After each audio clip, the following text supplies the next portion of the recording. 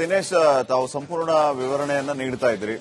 ಸದ್ಯ ಏನೇನು ನಡೀತಾ ಇದೆ, ಮುಂದೆ ಏನೇನು ವ್ಯವಸ್ಥೆಯನ್ನ ಮಾಡಿಕೊಳ್ಳಲಾಗಿದೆ ಅಂತ ಹೇಳಿ. ಈಗ ಅಲ್ಲಿ ಇನ್ನೊಂದಿಷ್ಟು ಆಳ ಅಗೆದರೆ ಅಲ್ಲಿ ನೀರು ಸಿಗುತ್ತೆ ಅನ್ನುವಂತ ವಿಚಾರವೂ ಕೂಡ ಇದೆ. ಸೊ ಆ ನೀರು ತೆರವು ಮಾಡೋದಕ್ಕೆ ಪಂಪ್ಸೆಟ್ನ ವ್ಯವಸ್ಥೆ ಅಂತ ಹೇಳಿ. ಸೊ ಈಗ SIT ಅಧಿಕಾರಿಗಳಿಂದ ಏನಾದರೂ ಒಂದು ಅಂದಾಜು ಸಿಗ್ತಾ ಇದೆಯಾ? ಇನ್ನೂ ಎಷ್ಟೊತ್ತಿನವರೆಗೂ ಇನ್ನೂ ಎಷ್ಟು ಆಳವನ್ನ ಅಲ್ಲಿ ಅಗಿಬಹುದು ಅಂತ ಹೇಳಿ?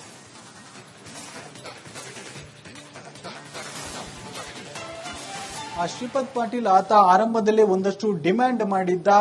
ಪ್ರಮುಖವಾಗಿ ಈ ಒಂದು 13ನೇ ಪಾಯಿಂಟ್ ಬಗ್ಗೆ, ಈ ಹಿಂದಿನ ಪಾಯಿಂಟ್ಗಳಲ್ಲಿ ಬೇರೆ ಬೇರೆ ರೀತಿಯಾದಂತಹ ಡಿಮಾಂಡ್ ಇತ್ತು ಆತನದ್ದು. ಅಂದ್ರೆ 14ನೇ ಪಾಯಿಂಟ್ ಹೋಗ್ತಿದ್ದಂಗೆ 14ನೇ ಪಾಯಿಂಟ್ ಜೊತೆಗೆ ಅಕ್ಕಪಕ್ಕದ ಪಾಯಿಂಟ್ಗಳನ್ನ ಆಗಿಬೇಕನ್ನುವಂತ ಡಿಮ್ಯಾಂಡ್. ಆದ್ರೆ 15ನೇ ಪಾಯಿಂಟ್ ನಲ್ಲೂ ಕೂಡ ಅದೇ ರೀತಿಯಂತ ಡಿಮ್ಯಾಂಡ್. ಅಂದ್ರೆ ಬೋಲಿಯಾರ್ನಲ್ಲಿ ಉತ್ಖನನ ನಡೆಸಿದಂತಹ ಸಂದರ್ಭದಲ್ಲಿ ಆತನ ಪಾಯಿಂಟ್ ಹೇಳಿದಂತ ಪಾಯಿಂಟ್ ಜೊತೆಗೆ ಅಕ್ಕಪಕ್ಕದಲ್ಲಿ ಮತ್ತೆರಡು ಕಡೆ ಕೂಡ ಉತ್ಖನನ ಮಾಡುವಂತೆ ಡಿಮ್ಯಾಂಡ್ ಮಾಡಿದೆ. ಈ ಒಂದು ಪಾಯಿಂಟ್ ನಲ್ಲಿ ಮಾತ್ರ ಇದಕ್ಕಿಂತಲೂ ಕೂಡ ದೊಡ್ಡದಂತ ಡಿಮ್ಯಾಂಡ್ ಇಟ್ಟಿರುವಂತದ್ದು. ಏನಂದ್ರೆ ಈ ಒಂದು ಪಾಯಿಂಟ್ ಅನ್ನ ಹೆಚ್ಚು ಆಳದವರೆಗೂ ಕೂಡ ಅಗಿಬೇಕು, ಜೊತೆಗೆ ಅಗಲ ಕೂಡ ಹೆಚ್ಚು ಅಗಲದವರೆಗೂ ಕೂಡ ಉತ್ಖನನ ಮಾಡಬೇಕು ಅನ್ನುವಂತ ಡಿಮ್ಯಾಂಡ್ ಇಟ್ಟಿರುವಂತದ್ದು. ಹೀಗಾಗಿ ಇದನ್ನು ಮತ್ತಷ್ಟು ಹೆಚ್ಚು ಆಳದವರೆಗೆ ಅಗೆದ್ರೆ ಒಂದಷ್ಟು ಅಪಾಯಗಳು ಕೂಡ ಇರುವಂತದ್ದು. ಯಾಕಂದ್ರೆ ವಿದ್ಯುತ್ ಕಂಬಗಳು ಇದೆ, ಜೊತೆಗೆ ಪಕ್ಕದಲ್ಲೇ ನೇತ್ರಾವತಿ ನದಿ ಹರಿತಾ ಇದೆ, ಕಿಂಡಿ ಅಣೆಕಟ್ಟು ಕೂಡ ಇದೆ. ಹೀಗಾಗಿ ಕಿಂಡಿ ಅಣೆಕಟ್ಟಿನ ನೀರು ರಭಸವಾಗಿ ಹರಿಯುವಂತ ಒಂದು ಸಾಧ್ಯತೆ ಇದೆ. ಹೀಗಾಗಿ ಒಂದಷ್ಟು ಅಪಾಯಗಳು ಕೂಡ ಇದೆ. ಹೀಗಾಗಿ ಅಧಿಕಾರಿಗಳು ಆರಂಭದಲ್ಲಿ ಚರ್ಚಿಸಿ ಬಹಳಷ್ಟು ಸಭೆ ನಡೆಸಿ ಒಂದಷ್ಟು ಮಾಹಿತಿಗಳನ್ನು, ಸೂಚನೆ, ಸಲಹೆಗಳನ್ನು ಪಡೆದುಕೊಂಡು GPR ತಂತ್ರಜ್ಞಾನವನ್ನು ಬಳಸಿಕೊಂಡು ಅಲ್ಲಿ ಏನಾದ್ರೂ ಪತ್ತೆ ಆದ್ರೆ ಮಾತ್ರ ಉತ್ಖನನ ನಡೆಸೋಣ ಅನ್ನುವಂತ ತೀರ್ಮಾನ ಇತ್ತು. ಆದ್ರೆ GPR ಯಂತ್ರ ಏನಿದೆ ಅದರಲ್ಲೂ ಕೂಡ ಯಾವುದೇ ರೀತಿಯಾದಂತ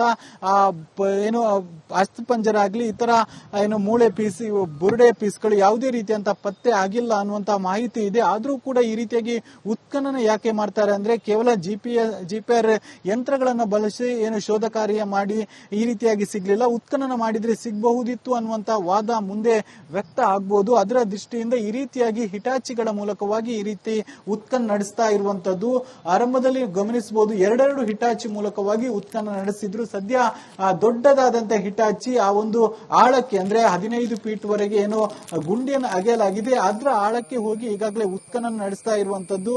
ಆದ್ರೆ ಒಂದು ಸಮಸ್ಯೆ ಏನಂದ್ರೆ ಇದು ನೇತ್ರಾವತಿ ನದಿ ಹತ್ತಿರ ಮತ್ತು ಕಿಂಡಿ ಅಣೆಕಟ್ಟು ಕೂಡ ಪಕ್ಕದಲ್ಲೇ ಇದ್ದ ಕಾರಣಕ್ಕಾಗಿ ಇದರಲ್ಲಿ ನೀರು ತುಂಬಿಕೊಂಡಿದೆ. ನೀರನ್ನು ಕೂಡ ಹೊರಹಾಕಬೇಕಾದಂತ ಒಂದು ಸವಾಲು ಕೂಡ ಇದೆ. ಹೀಗಾಗಿ ಸದ್ಯ ನೀರನ್ನು ಹೊರಹಾಕುವುದಕ್ಕೆ ಬೇಕಾದಂತ ವ್ಯವಸ್ಥೆಗಳನ್ನು ಅಲ್ಲಿ ಕಾರ್ಮಿಕರು ಮಾಡ್ತಾ ಇರುವಂತದ್ದು ಗಮನಿಸಬಹುದು. ಪಂಪ್ ಸೆಟ್ ಅನ್ನ ತಯಾರಿ ಮಾಡ್ತಾ ಇದ್ದಾರೆ. ಅಂದ್ರೆ ಈ ನೀರನ್ನು ಹೊರಹಾಕುವುದಕ್ಕೆ ಬೇಕಾಗಿ ಪಂಪ್ ಸೆಟ್ ಅನ್ನ ತಯಾರಿ ಮಾಡ್ತಾ ಇದ್ದಾರೆ. ಆದ್ರೆ ಕೆಸರು ಮಿಶ್ರಿತವಾದಂತಹ ನೀರು, ಅದನ್ನು ಹೊರಹಾಕುವುದಷ್ಟು ಸುಲಭ ಇಲ್ಲ. ಆರಂಭದಲ್ಲಿ ಒಂದಷ್ಟು ಬಕೆಟ್ಗಳ ಮೂಲಕವಾಗಿ ಕೆಸರು ಮಿಶ್ರಿತ ನೀರನ್ನು ಹೊರಹಾಕಿದ್ರು. ಈಗ ಪಂಪ್ ಸೆಟ್ ಮೂಲಕವಾಗಿ ಹೊರಹಾಕುವುದಕ್ಕೆ ಎಲ್ಲ ವ್ಯವಸ್ಥೆಗಳನ್ನ ಕೂಡ ಮಾಡಿಕೊಂಡಿರುವಂತದ್ದು. ಸ್ಥಳದಲ್ಲೇ ಅಧಿಕಾರಿಗಳು ಕೂಡ ಇದ್ದು ಎಲ್ಲ ವ್ಯವಸ್ಥೆಗಳನ್ನು ನೋಡ್ಕೊಳ್ತಾ ಇದ್ದಾರೆ. ಆ ಮುಸುಕುದಾರಿ ವ್ಯಕ್ತಿ ಏನಿದ್ದಾನೆ ಆತನನ್ನು ಕೂಡ ಗಮನಿಸಬಹುದು. ಆತ ಆ ಒಂದು ಅಗೆದಂತ ಗುಂಡಿಯನ್ನ ಈಗಾಗಲೇ ಗಮನಿಸ್ತಾ ಇದ್ದಾನೆ. ಆ ಭಾಗದಲ್ಲಿ ನಿಂತಿರುವಂತದ್ದು ಆತನೇ.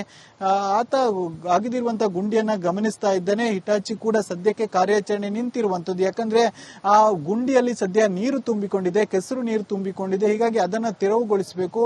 ಆ ನೀರಿದ್ರೆ ಅದರ ಕಾರ್ಯಾಚರಣೆ ಸುಲಲಿತವಾಗಿ ಸಾಗೋದಿಲ್ಲ. ಹೀಗಾಗಿ ನೀರು ತೆರವುಗೊಳಿಸಿದ ಬಳಿಕ ಆ ಭಾಗದಲ್ಲಿ ಕಾರ್ಯಾಚರಣೆ ನಡೆಸುವಂತ ಸಾಧ್ಯತೆ ಇದೆ. ಸದ್ಯ ಸುಮಾರು 6 ರಿಂದ 6:30 ವರೆಗೂ ಕೂಡ ಇದೇ ರೀತಿಯಾದಂತಹ ಕಾರ್ಯಾಚರಣೆ ಸಾಗುವಂತ ಲಕ್ಷಣ ಕಾಣ್ತಾ ಇದೆ. ಆದ್ರೆ ರಾತ್ರಿ ವೇಳೆ ಕಾರ್ಯಾಚರಣೆ ಮಾಡಬೇಕಾದ್ರೆ ಲೈಟಿಂಗ್ ವ್ಯವಸ್ಥೆ ಮಾಡಬೇಕಾಗುತ್ತೆ. ಸದ್ಯದವರೆಗೂ ಕೂಡ ಯಾವುದೇ ರೀತಿಯಂತ ಲೈಟಿಂಗ್ ಸೆಟಪ್ ಗಳನ್ನ ಅಳವಡಿಸಿದ ರೀತಿ ಕಾಣ್ತಾ ಇಲ್ಲ. ಹೀಗಾಗಿ ರಾತ್ರಿ ಈ ರೀತಿಯಂತ ಕಾರ್ಯಾಚರಣೆ ಮಾಡೋದು ಅನುಮಾನ ಅನ್ನುವಂಥದ್ದು ಕೂಡ ವ್ಯಕ್ತ ಆಗ್ತಾ ಇರುವಂತದ್ದು. ಯಾಕಂದ್ರೆ ಈ ಹಿಂದಿನ ಉತ್ಖನನ ಕಾರ್ಯಾಚರಣೆ ಕೂಡ ಅಷ್ಟೇ ನಡೆದಿರುವಂತದ್ದು. ಸುಮಾರು 6:30ವರೆಗೂ ಕೂಡ ನಡೆದಿತ್ತು, ಆ ಬಳಿಕ ನಡೆದಿಲ್ಲ. ಹೀಗಾಗಿ ಇದು ಕೂಡ ಅಷ್ಟರವರೆಗೂ ಕೂಡ ನಡೆಯುವಂತಹ ಸಾಧ್ಯತೆ ಇರುವಂತದ್ದು. ಈಗ ಸದ್ಯ ದಿನೇಶ್, ಇನ್ನೊಂದು ವಿಚಾರ ಏನಂತಂದ್ರೆ SIT ಅಧಿಕಾರಿ ದಿನೇಶ್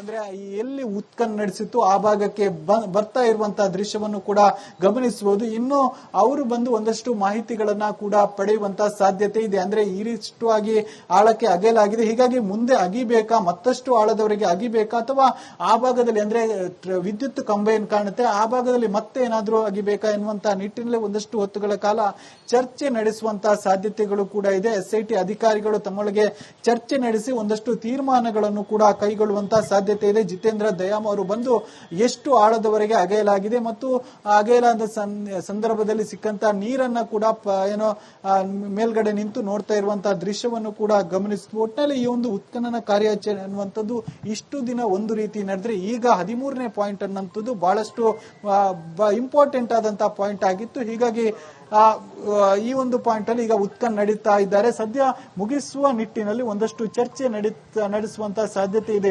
ಏನೋ ಜಿತೇಂದ್ರ ದಯಾಮ್ ಅವರು ಬಂದು ಅಧಿಕಾರಿಗಳ ಜೊತೆ ಸಭೆ ಏನೋ ಚರ್ಚೆ ನಡೆಸ್ತಾ ಇದ್ದಾರೆ. ಅಂದ್ರೆ ಮತ್ತಷ್ಟು ಆಳದವರೆಗೆ ಅಗೆದ್ರೆ ಮತ್ತಷ್ಟು ನೀರು ತುಂಬಿಕೊಳ್ಳುವಂತಹ ಸಾಧ್ಯತೆ ಇದೆ, ಅಲ್ಲದೆ ರಭಸವಾಗಿ ನೀರು ಹರಿಯುವಂತಹ ಸಾಧ್ಯತೆ ಇದೆ. ಯಾಕಂದ್ರೆ ಆ ಭಾಗದಲ್ಲಿ ಕಿಂಡಿ ಅಣೆಕಟ್ಟಿನಲ್ಲಿ ನೀರಿನ ಮಟ್ಟ ಬಹಳಷ್ಟು ಏರಿಕೆ ಆಗ್ತಾ ಇದೆ. ಅಂದ್ರೆ ನಿರಂತರವಾಗಿ ಈ ಭಾಗದಲ್ಲಿ ಮಳೆಯ ಹಿನ್ನೆಲೆಯಲ್ಲಿ ಕಿಂಡಿ ಅಣೆಕಟ್ಟಿನಲ್ಲಿ ನೀರು ತುಂಬಿಕೊಂಡಿದೆ. ಆ ಅಣೆಕಟ್ಟಿನ ನೀರು ಈ ಭಾಗಕ್ಕೆ ರಭಸವಾಗಿ ಬಂದ್ರೆ ಮತ್ತೆ ತೊಂದರೆ ಆಗಬಹುದು. ಹಾಗಾಗಿ ಸದ್ಯಕ್ಕೆ ಕಾರ್ಯಾಚರಣೆ ನಿಲ್ಲಿಸುವುದಾ ಅನ್ನುವಂತಹ ನಿಟ್ಟಿನಲ್ಲಿ ಅಧಿಕಾರಿಗಳ ಜೊತೆ ಒಂದಷ್ಟು ಮಾತುಕತೆಯನ್ನು ನಡೆಸಿರುವಂತಹ ದೃಶ್ಯವನ್ನು ಕೂಡ ಗಮನಿಸಬಹುದು. ಸದ್ಯಕ್ಕೆ ಸುಮಾರು 15 ಫೀಟ್ ವರೆಗೂ ಕೂಡ ಆಳಕ್ಕೆ ಅಗೆಯಲಾಗಿದೆ. ಆತ ಸುಮಾರು 10 ಫೀಟ್ ವರೆಗೆ ಮಣ್ಣು ಹಾಕಿದೆ ಅಂತ ಹೇಳಿದ್ರು ಕೂಡ ಅದಕ್ಕಿಂತಲೂ ಆಳಕ್ಕೆ ಈಗಾಗಲೇ ಹೋಗಲಾಗಿದೆ. 10 ಫೀಟ್ ಮಣ್ಣಾದ್ರೆ ಸುಮಾರು 15 ಫೀಟ್ ವರೆಗೂ ಕೂಡ ಆಳಕ್ಕೆ ಅಗೆಯಲಾಗಿದೆ. ಹೀಗಾಗಿ ದಿನೇಶ್, ತಾವು ಸಂಪೂರ್ಣ ವಿವರಣೆಯನ್ನ ನೀಡ್ತಾ ಇದ್ರಿ. ಸದ್ಯ ಏನೇನ್ ನಡೀತಾ ಇದೆ, ಮುಂದೆ ಏನೇನ್ ವ್ಯವಸ್ಥೆಯನ್ನ ಮಾಡಿಕೊಳ್ಳಲಾಗಿದೆ ಅಂತ ಹೇಳಿ. ಈಗ ಅಲ್ಲಿ ಇನ್ನೊಂದಿಷ್ಟು ಆಳ ಅಗೆದರೆ ಅಲ್ಲಿ ನೀರು ಸಿಗುತ್ತೆ ಅನ್ನುವಂತ ವಿಚಾರವೂ ಕೂಡ ಇದೆ. ಸೊ ಆ ನೀರು ತೆರವು ಮಾಡೋದಕ್ಕೆ ಪಂಪ್ಸೆಟ್ ನ ವ್ಯವಸ್ಥೆ ಅಂತ ಹೇಳಿ. ಸೊ ಈಗ SIT ಅಧಿಕಾರಿಗಳಿಂದ ಏನಾದರೂ ಒಂದು ಅಂದಾಜು ಸಿಗ್ತಾ ಇದೆಯಾ? ಇನ್ನೂ ಎಷ್ಟೊತ್ತಿನವರೆಗೂ ಇನ್ನೂ ಎಷ್ಟು ಆಳವನ್ನ ಅಲ್ಲಿ ಅಗಿಬಹುದು ಅಂತ ಹೇಳಿ?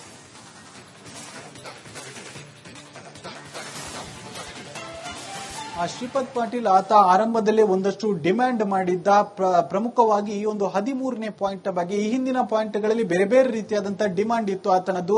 ಅಂದ್ರೆ 14ನೇ ಪಾಯಿಂಟ್ ಹೋಗ್ತಿದ್ದಂಗೆ 14ನೇ ಪಾಯಿಂಟ್ ಜೊತೆಗೆ ಅಕ್ಕಪಕ್ಕದ ಪಾಯಿಂಟ್ಗಳನ್ನ ಅಗಿಬೇಕನ್ನುವಂತ ಡಿಮ್ಯಾಂಡ್ ಆದ್ರೆ 15ನೇ ಪಾಯಿಂಟ್ ನಲ್ಲೂ ಕೂಡ ಅದೇ ರೀತಿಯಂತ ಡಿಮ್ಯಾಂಡ್. ಅಂದ್ರೆ ಬೋಳಿಯಾರ್ನಲ್ಲಿ ಉತ್ಖನನ ನಡೆಸಿದಂತಹ ಸಂದರ್ಭದಲ್ಲಿ ಆತನ ಪಾಯಿಂಟ್ ಹೇಳಿದಂತ ಪಾಯಿಂಟ್ ಜೊತೆಗೆ ಅಕ್ಕಪಕ್ಕದಲ್ಲಿ ಮತ್ತೆರಡು ಕಡೆ ಕೂಡ ಉತ್ಖನನ ಮಾಡುವಂತೆ ಡಿಮ್ಯಾಂಡ್ ಮಾಡಿದೆ. ಈ ಒಂದು ಪಾಯಿಂಟ್ ನಲ್ಲಿ ಮಾತ್ರ ಇದಕ್ಕಿಂತಲೂ ಕೂಡ ದೊಡ್ಡದಂತ ಡಿಮ್ಯಾಂಡ್ ಇಟ್ಟಿರುವಂತದ್ದು. ಏನಂದ್ರೆ ಈ ಒಂದು ಪಾಯಿಂಟ್ ಅನ್ನ ಹೆಚ್ಚು ಆಳದವರೆಗೂ ಕೂಡ ಅಗಿಬೇಕು, ಜೊತೆಗೆ ಅಗಲ ಕೂಡ ಹೆಚ್ಚು ಅಗಲದವರೆಗೂ ಕೂಡ ಉತ್ಖನನ ಮಾಡಬೇಕು ಅನ್ನುವಂತ ಡಿಮ್ಯಾಂಡ್ ಇಟ್ಟಿರುವಂತದ್ದು. ಹೀಗಾಗಿ ಇದನ್ನು ಮತ್ತಷ್ಟು ಹೆಚ್ಚು ಆಳದವರೆಗೆ ಅಗೆದ್ರೆ ಒಂದಷ್ಟು ಅಪಾಯಗಳು ಕೂಡ ಇರುವಂತದ್ದು. ಯಾಕಂದ್ರೆ ವಿದ್ಯುತ್ ಕಂಬಗಳು ಇದೆ, ಜೊತೆಗೆ ಪಕ್ಕದಲ್ಲೇ ನೇತ್ರಾವತಿ ನದಿ ಹರಿತಾ ಇದೆ, ಕಿಂಡಿ ಅಣೆಕಟ್ಟು ಕೂಡ ಇದೆ. ಹೀಗಾಗಿ ಕಿಂಡಿ ಅಣೆಕಟ್ಟಿನ ನೀರು ರಭಸವಾಗಿ ಹರಿಯುವಂತ ಒಂದು ಸಾಧ್ಯತೆ ಇದೆ. ಹೀಗಾಗಿ ಒಂದಷ್ಟು ಅಪಾಯಗಳು ಕೂಡ ಇದೆ. ಹೀಗಾಗಿ ಅಧಿಕಾರಿಗಳು ಆರಂಭದಲ್ಲಿ ಚರ್ಚಿಸಿ ಬಹಳಷ್ಟು ಸಭೆ ನಡೆಸಿ ಒಂದಷ್ಟು ಮಾಹಿತಿಗಳನ್ನು, ಸೂಚನೆ, ಸಲಹೆಗಳನ್ನು ಪಡೆದುಕೊಂಡು ಏನು GPR ತಂತ್ರಜ್ಞಾನವನ್ನು ಬಳಸಿಕೊಂಡು ಅಲ್ಲಿ ಏನಾದ್ರೂ ಪತ್ತೆ ಆದ್ರೆ ಮಾತ್ರ ಏನೋ ಉತ್ಖನನ ನಡೆಸೋಣ ಅನ್ನುವಂತ ತೀರ್ಮಾನ ಇತ್ತು. ಆದ್ರೆ GPR ಏನು ಯಂತ್ರ ಏನಿದೆ ಅದರಲ್ಲೂ ಕೂಡ ಯಾವುದೇ ರೀತಿಯಾದಂತ ಏನು ಅಸ್ಥಿಪಂಜರ ಆಗ್ಲಿ ಇತರ ಏನು ಮೂಳೆ ಪೀಸ್, ಬುರುಡೆ ಪೀಸ್ಗಳು ಯಾವುದೇ ರೀತಿಯಂತ ಪತ್ತೆ ಆಗಿಲ್ಲ ಅನ್ನುವಂತ ಮಾಹಿತಿ ಇದೆ. ಆದ್ರೂ ಕೂಡ ಈ ರೀತಿಯಾಗಿ ಉತ್ಖನನ ಯಾಕೆ ಮಾಡ್ತಾರೆ ಅಂದ್ರೆ ಕೇವಲ GPR ಯಂತ್ರಗಳನ್ನ ಬಳಸಿ ಏನು ಶೋಧ ಕಾರ್ಯ ಮಾಡಿ ಈ ರೀತಿಯಾಗಿ ಸಿಗ್ಲಿಲ್ಲ. ಉತ್ಖನನ ಮಾಡಿದ್ರೆ ಸಿಗಬಹುದಿತ್ತು ಅನ್ನುವಂತ